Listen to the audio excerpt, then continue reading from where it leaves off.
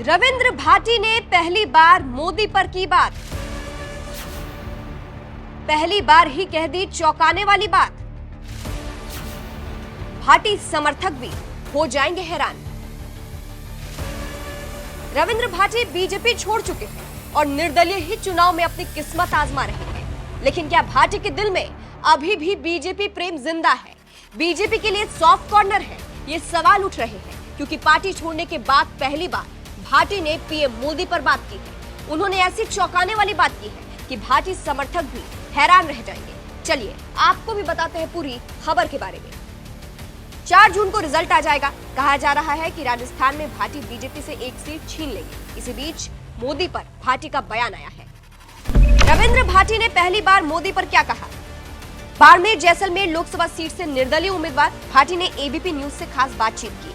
कई मुद्दों पर बात की। सबसे पहले मोदी पर बात करते हुए उन्होंने कहा, पीएम मोदी मेहनत कर रहे हैं, कई मुद्दों पर उनसे सहमत हूं। ये चौंकाने वाला बयान ही है क्योंकि उन्होंने मोदी की तारीफ की है और ये भी कह रहे हैं कि वो मोदी से कई मुद्दों पर सहमत है।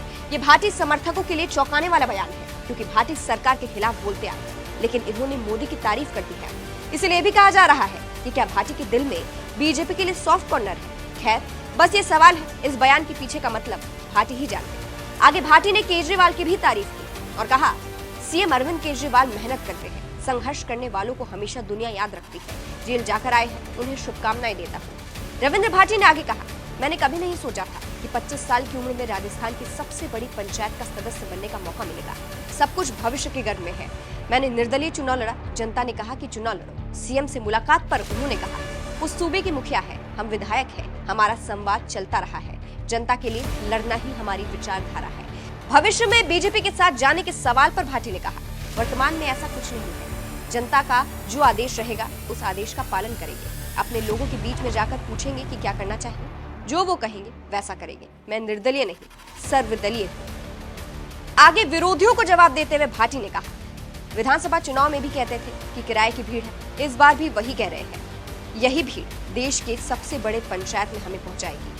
थोड़ा इंतजार कीजिए, सब्र का फल मीठा होता है। वोट की चोट से लोगों ने जवाब दिया है। रविंद्र भाटी बनाएंगे नई पार्टी। इसके अलावा ये चर्चा भी तेज है। रविंद्र भाटी ने एनडीटीवी को इंटरव्यू दिया था जिसमें उन्होंने ऐसा बयान दिया कि उनकी नई पार्टी बनाने की चर्चा तेज हो गई। एक सवाल के जवाब में भाटी ने कहा था, जितना ज्यादा बढ़िया कंपटीशन होगा उतने अच्छे नेता निकलकर बाहर आएंगे। अगर मैं बात करूं गुजरात और राजस्थान की, तो वहां पर स्थानीय पार्टियां हैं नहीं, जिनकी वजह से 2 पार्टियों के पीछे लोग घूम घूम कर परेशान हो जाते हैं। आगे भाटी ने कहा, कई सारे युवा हैं जिनके बाल सफेद हो गए लेकिन उनको टिकट नहीं मिल पाता और थक हार कर घर पर बैठ जाते हैं। तो अगर छोटी पॉलिटिकल पार्टी जो होती है तो वो चुनाव लड़ते हैं, वो जनता के बीच में आते हैं। भाटी ने आगे कहा कि क्षेत्र को नए नेता मिलते हैं, लेकिन विडंबना है कि छोटे संगठन है नहीं, जिसकी वजह से नए युवाओं को मौका नहीं मिलता है। भाटी के इस बयान से यही कहा जा रहा था कि वो इस ओर इशारा कर रहे हैं कि नई पार्टी होनी चाहिए जिससे युवाओं को मौका मिले। फिलहाल जिस तरह से भाटी ने मोदी की तारीफ की है उस पर आपकी क्या राय है, कमेंट करके जरूर बताइएगा।